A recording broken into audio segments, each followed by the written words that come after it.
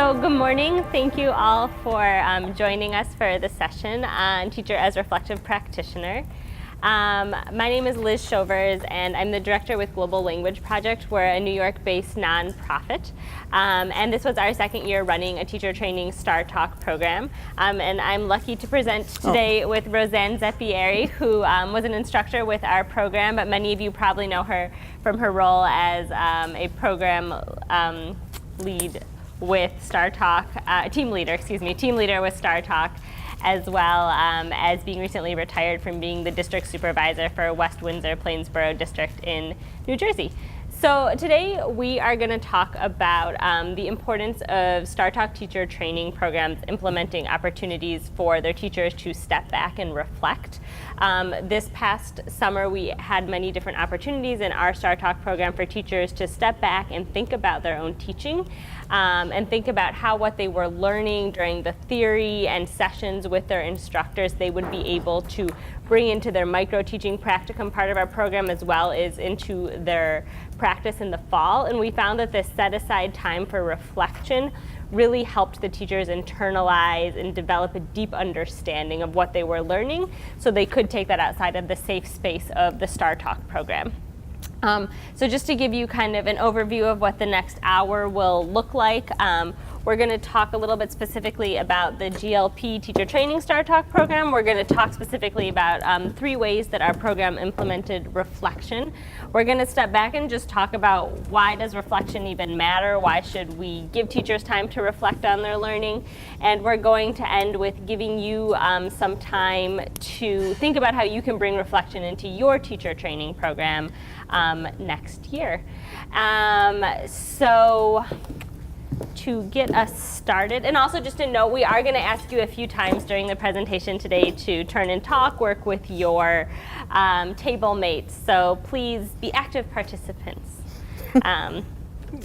So just before we get started, on that same note, we'd like to ask you just to introduce yourself to the people at your table and say what your STARTALK role is, what type of program you work with, and what's one outcome you hope to take away from the session today. And especially that last question, you know, we're a small group, we want to be flexible, we want to make sure we're answering the questions that you have. So maybe if you could talk with your table, and then one person could just share out a little bit about that table. So I'll give you 2.5 to 3 minutes to do that. So hopefully as we go through, we can continue to share and build all of our knowledge about how best to get teachers to internalize the theory. So thank you. Perfect, thanks. So we'll just tell you about the program quickly. So we have a 3-week teacher training program. Week 1 is based on theory. The teachers come together for full-day sessions learning about strategies of STARTALK endorsed principles using the TEL domains. And then week 2, the teachers have the chance to start demoing what they learned and also to start peer teaching to each other.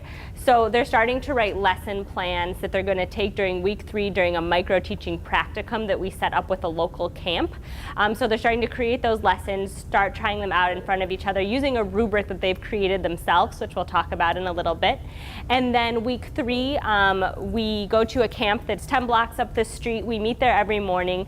The teachers have a chance to teach the same lesson 2 times to 2 different groups of kids.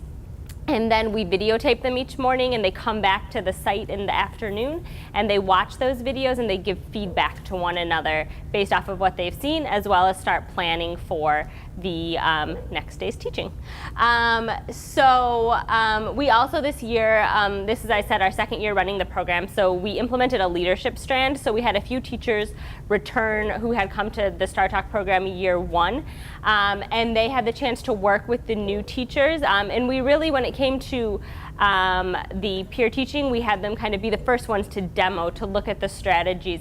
We also, with lesson planning, the leaders developed the targets and then brought those to the newer teachers so that they could focus more on how to implement what they learned into those learning targets. And week 3, when they got into camp, those teacher leaders had the chance to demo and start out so the other teachers felt comfortable. So reflection, there were 3 main ways that we really implemented reflection into our program this year. One is we had a set time for daily reflection questions. And I'm going to go through all of these in depth, but just to give you the overview here, we also had the teachers create the rubric that they used for peer teaching and for microteaching. They of course used all the wonderful resources that are out there with TEL, the STARTALK endorsed principles, all those rubrics that exist, but then they determined themselves what they wanted to be looking at when they got into the classroom. And then lastly, we had a lot of opportunities for feedback. So the teachers had to give feedback to their peers, and they also had to give feedback to themselves through their reflections that they were writing out each day.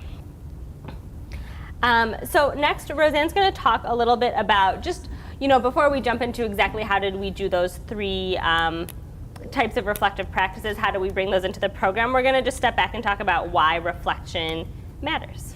I think you all know why it matters, but one of the most important things that I learned over my course in the field of education is that, learning takes place in the head of the learner, and it's not what we do as the teacher. And that's true in a regular classroom, but it's also true in a STARTALK teacher training program, or even student program, that until the participants have actually had the opportunity to synthesize, to analyze, to and then to come to some kind of determination of what they did, why they did it work, did it not work, why, what might they do differently. We often as teachers, we don't take that opportunity to do that. And I think for me, the STARTALK teacher programs are, we're so fortunate because we have that time.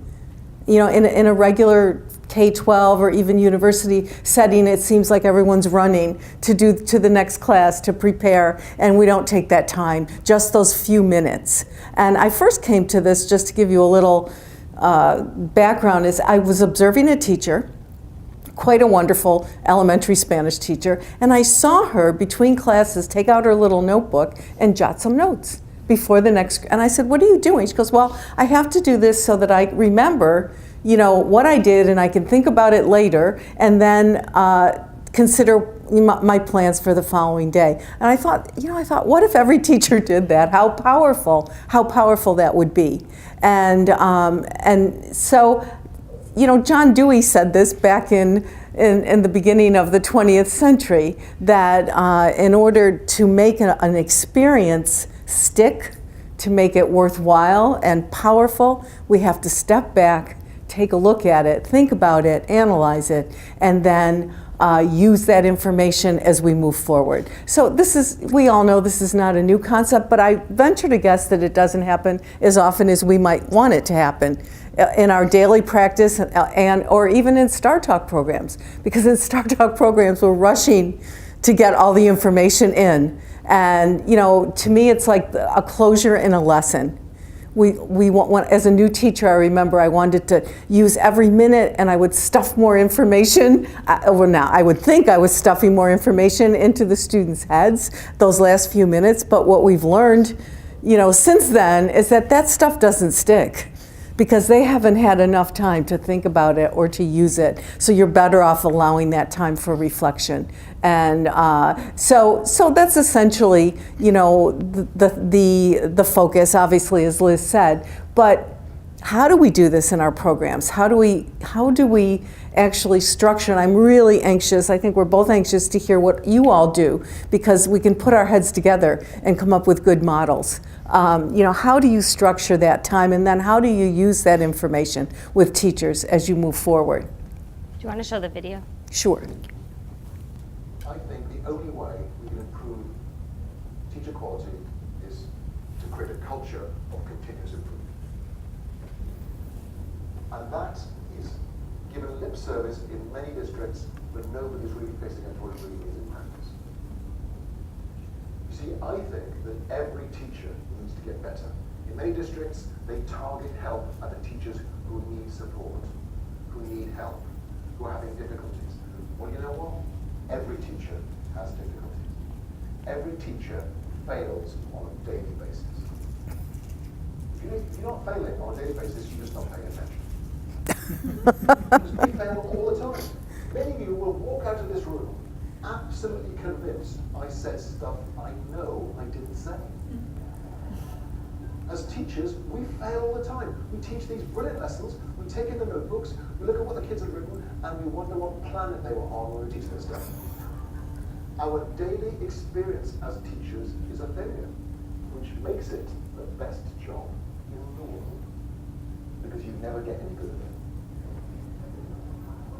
At one time, Andre Previn was the highest paid film score composer in Hollywood, and one day he walked into his office and he quit. And people said, why did you quit this amazing job? He said, I wasn't scared anymore. Every day he was going into his office knowing his job held no challenges for him. This is something you are never going to have to worry about.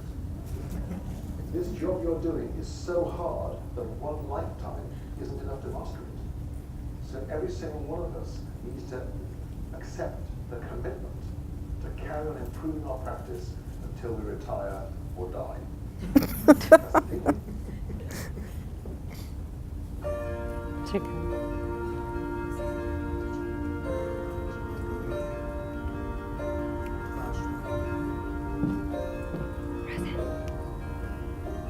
Do you want to watch it? Do you want the next 2 minutes, or do you want me to cut it off here? Do you want the next 2 minutes, or do you want me to cut it off here? No, I think show it.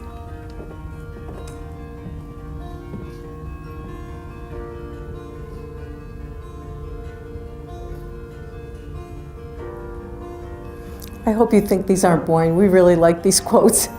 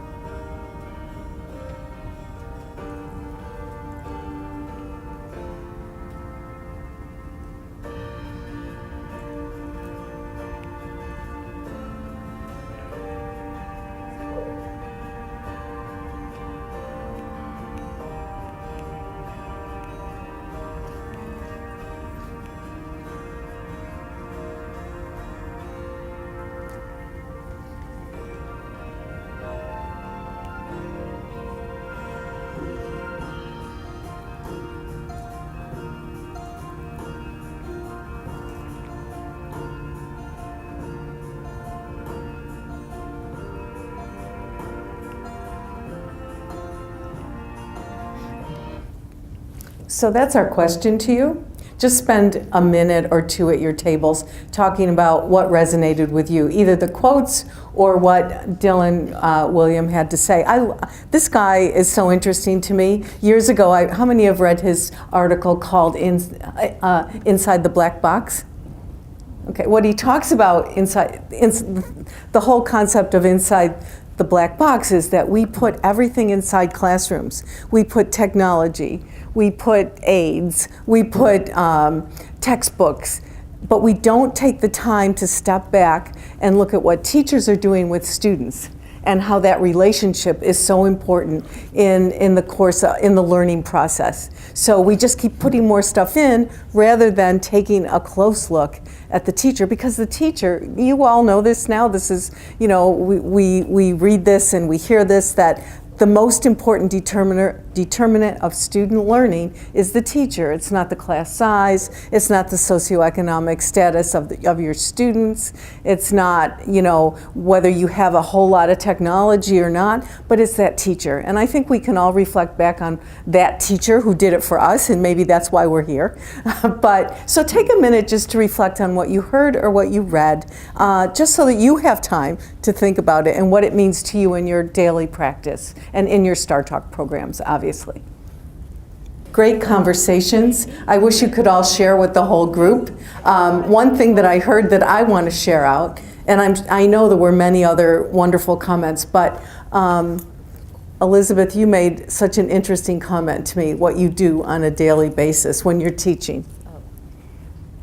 I have a podium at the front of the room, and I keep a pack of sticky notes there, and just as we're doing activities, I'll write down ideas it's not so much, well, it could be failure. I should have done maybe something for that class, or an idea that I might want to try for the next class. But usually I'm getting ideas from the students as they are speaking, it's giving me ideas for future activities, and I'll just jot those down as they're speaking.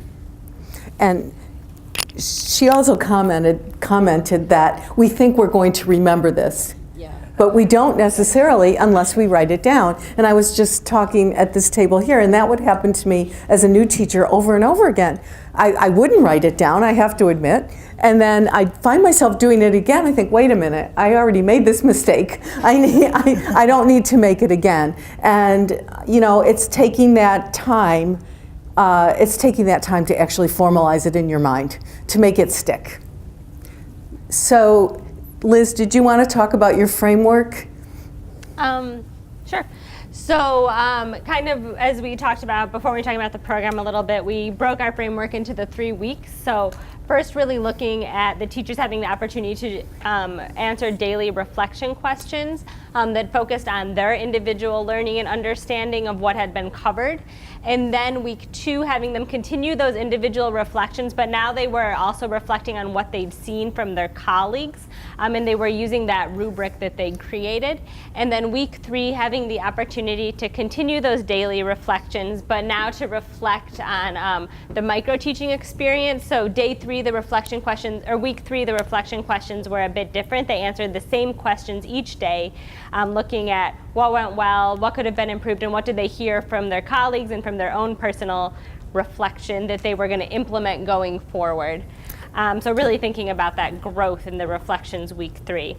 Another piece that, I'm having trouble with this, another piece that needs to be mentioned is that they got responses.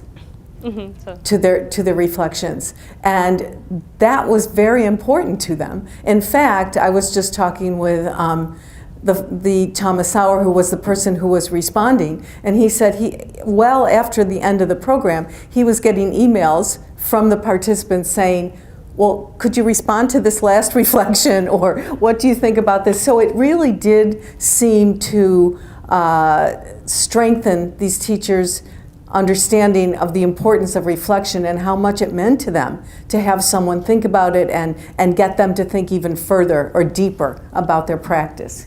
So as Rosanne just said, we had a very organized way of implementing these reflection questions into our program. So every day at the very end of the program from 3:30 to 4 o'clock, teachers would take out their laptops and they would answer these reflection questions. And that sounds so simple, but I think that structure was really important. They knew that there was going to be time where they were going to have to sit back and think about what they learned about.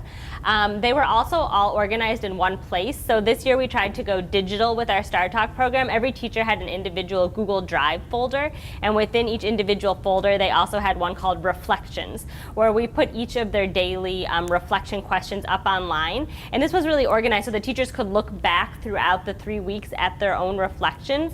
And also, as Rosanne was saying, the instructors, Thomas, Rosanne, Tori, could go in and they could read those reflections, and every night they did read them and they commented on them. And I think that was really meaningful. We know that's time consuming, we know how exhausting STARTALK can be, but it's so meaningful for your teacher participants because it shows that they're not just doing this work in a silo, okay, I'm gonna go write about what I learned and then kind of forget about it, but someone's gonna read that and respond to it and see if they can add on to your thinking, if they can provide you more support if you still have a question. So having that collaboration with the teacher in the reflections was really important. And also then every morning when we'd come back, the instructor would put up a specific reflection question that they'd seen the night before that had really stuck out to them. And as a whole group, the instructors would have a chance to look at that question, look at that reflection, see if it was one where the person was asking for more support, they could all offer support. Or if it was something where they just thought there was a really rich reflection there, they could all look at that and learn from it together. So I think just this idea that, this was a really structured part of the program, and that the teachers were not just, I think, sometimes I've gone to conferences where at the end they say, okay, spend some time writing it down, and you write something down and then you forget about it, but really having that opportunity to bring it back in every day, to have the instructors and everyone really working with the reflections. So just to show you a few examples of some of the questions from weeks 1, 2, and 3. So there were about 3 questions each day that the teachers would respond to. I'll just read them in case they're hard to read. In week 1, we said, I need more. What questions remain about the learning today? What else do you need to learn or do in order to successfully transfer your new skills into your classroom? Week 2, reviewing our list of indicators of an engaging classroom, which one do you hope to focus on during your microteaching experience? Where do you hope to grow? And then week 3, we asked the same questions again each day. What's one thing you're proud of?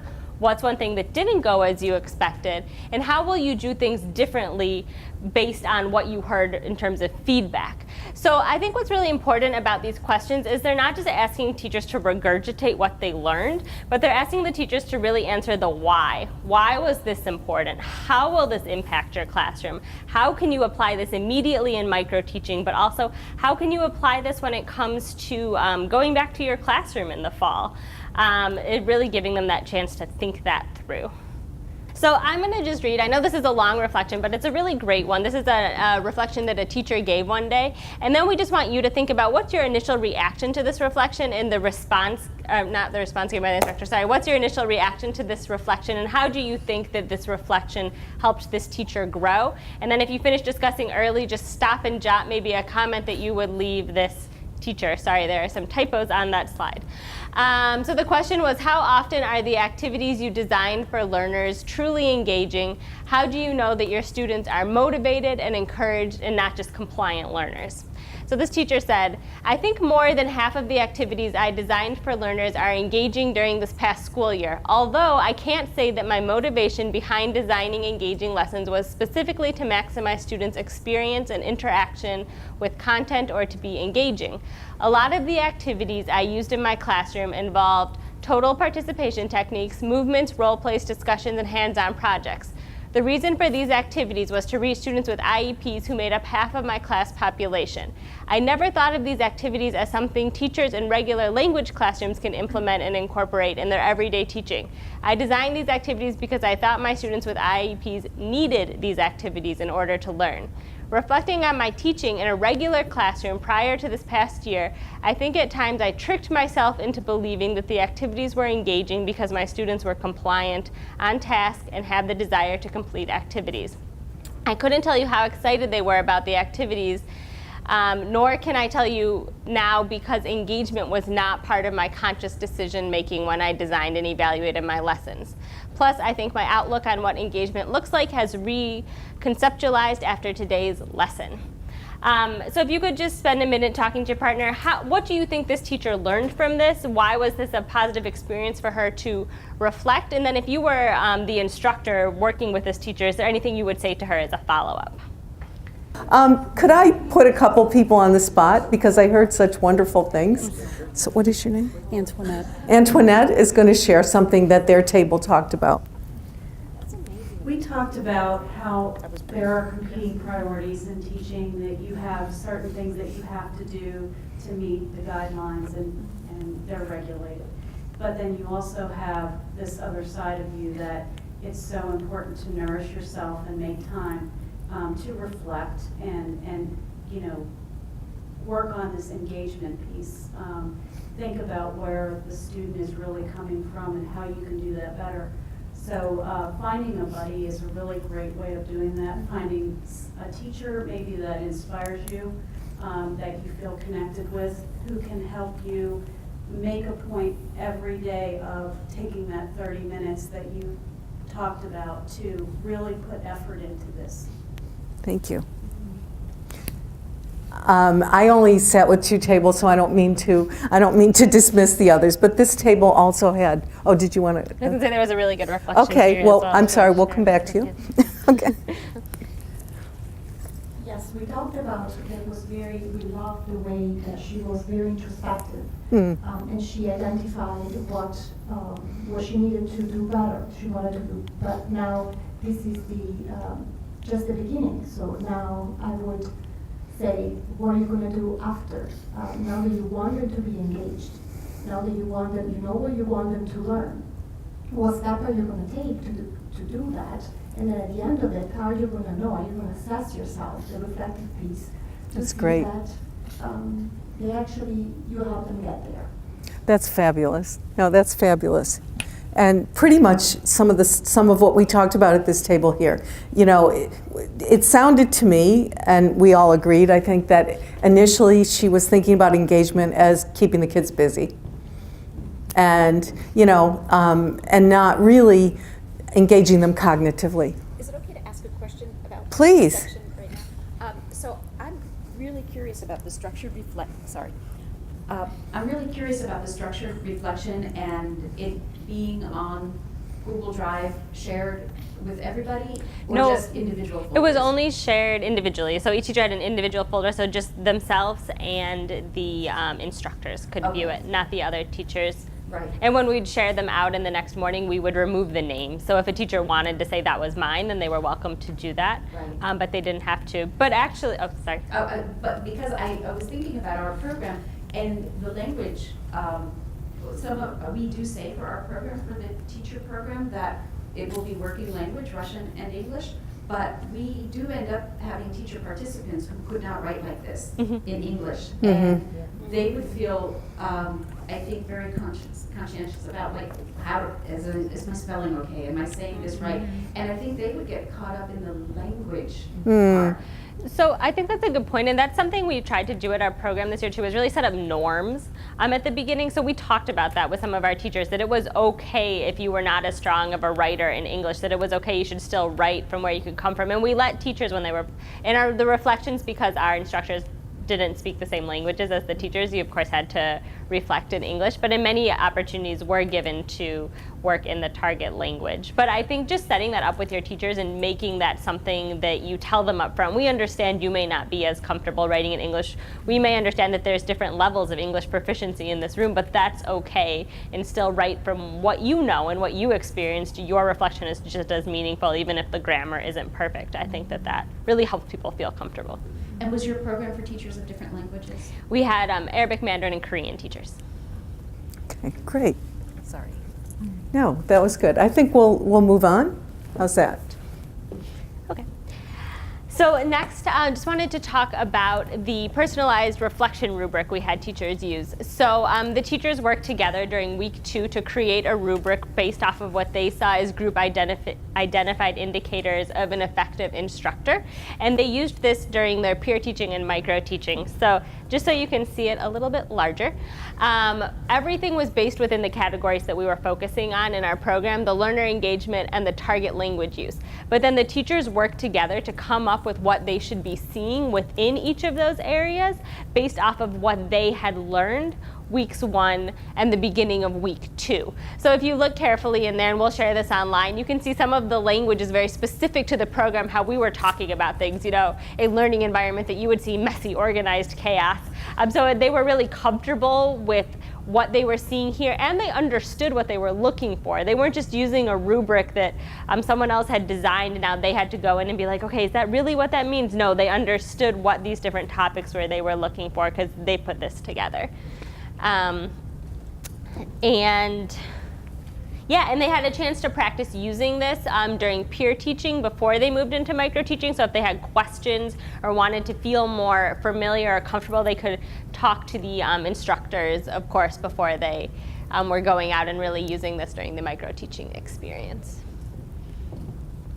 I just might add that that seemed to be a really important piece for them, not only in their practice, but also in their reflection. They had to reflect in order to do this, and they had to collaborate in order to do this. So as Liz said, they got a deeper understanding of what these indicators meant.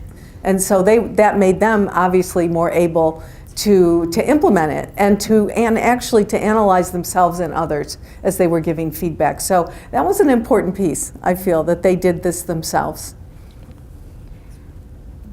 And then just the third part of kind of our reflection model was giving a lot of opportunities for feedback, but giving feedback to colleagues and also, giving that personal feedback to yourself. So as we talked about during week 2, they had the chance to model and peer teach to each other, and they were using that rubric they'd created.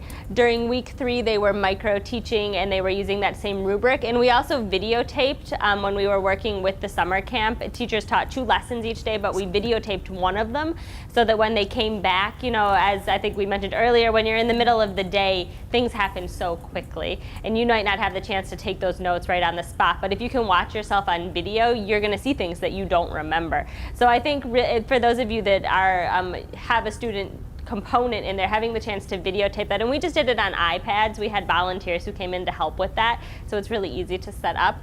And then the feedback that they got during the third week, they had the chance to watch the videos, and then if you were, for example, in Arabic Group 1, you would reflect on how your team did, give them one area that went really well, one area you'd recommend changing, tell them the why.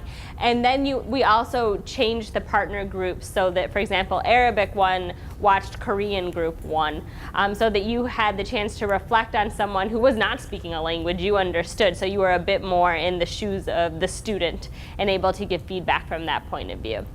But I just think it's really important, I'm guessing a lot of your programs do this, but you're building these teachers up, you're having them reflect, you're having them say, what are the indicators for success? And then you need to give them that opportunity to really share what they've learned with each other, to be able to give that feedback, to be the instructors themselves. So yeah, that's feedback.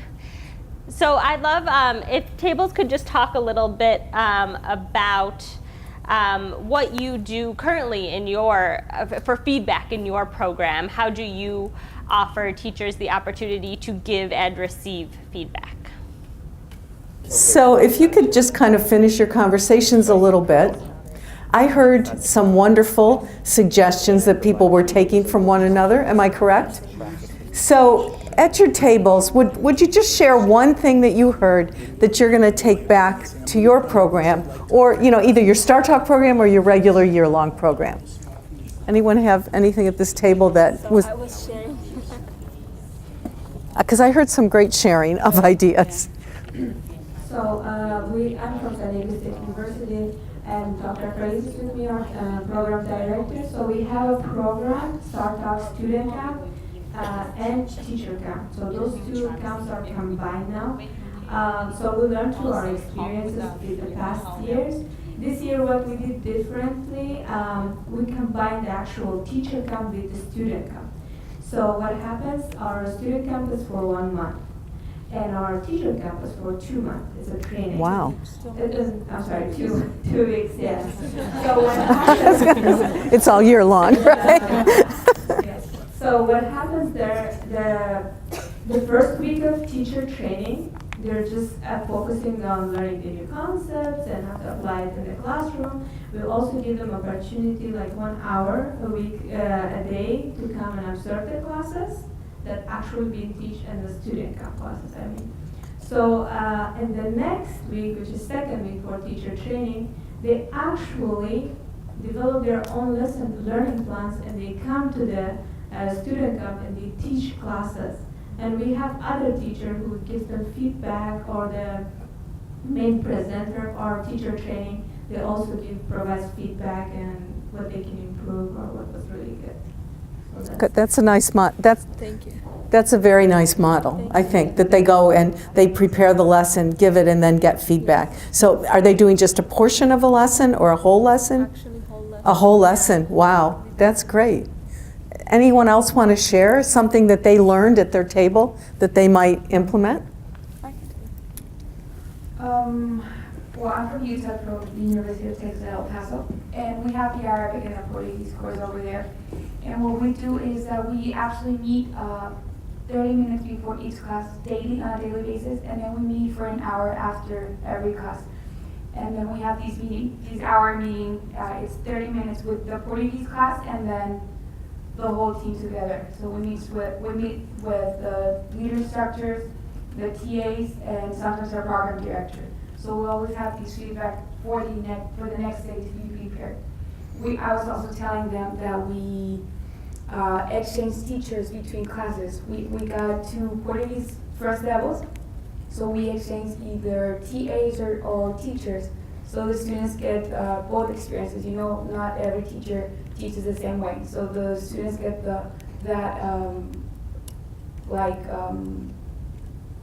Sure, they have that experience, but also the TAs, you were saying. Yes, also the TAs exchange. So they see a different model of teaching. And they keep it. Right, thank you.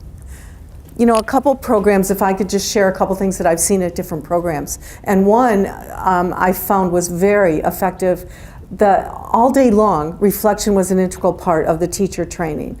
But this was a combo program, teacher-student. But the teachers in the teacher portion actually became, the participants in the teacher program became the teachers of the student program. No easy feat, I might say. Okay, so like many of your programs, they got the theory, etc., and then they were thrust into the classroom. Now they taught in groups, either pairs or triads, and they planned their lessons together with the instructor, with the lead instructor or whoever was their instructor. And actually, there's only one lead instructor. So they planned their lesson, reviewed it with the lead instructors, then implemented it. And then others, if they weren't teaching that day, as you were saying, they actually observed. And then at the end, in the middle of the day, they came together with the lead instructor, some of them, while the others were teaching, to reflect and talk about what worked, what didn't work, and why, and get some feedback. And then at the end of the day, there was another opportunity for deeper reflection. And then the lead instructor would take what she heard and saw, because she was also observing, and then quickly develop something to move those teachers forward. It's that next step that we can't forget also, and I think that came up here. What are you going to do next? Or no, you brought that up. What are you going to do next to improve this? It's one thing to reflect. Now, what are the next steps? So, many programs use reflection in interesting ways. Anyone else want to share how you're going to have more of an opportunity to do that, so maybe we'll continue because we don't have too much time, and then you'll have that opportunity. But I hope that you're learning from one another. It appears that way to me. Yeah, so we just wanted to kind of move into the last area where we said we were going to give you some time to think about how you are using reflection and anything you heard today that you could bring into your program. And we already started doing this just now, sharing out. But if you could also think about something you heard today that you could bring into this program, and then the same way that we asked the teachers to reflect on how will this impact their students, how will this impact the teachers who you work with? So just a little kind of framework to think about, current use of reflection, what you learned today, reflection you'll add for next year, and impact on teachers and students. So if you could at least jot down one idea, and then we're just going to do a quick share out to kind of close out the session.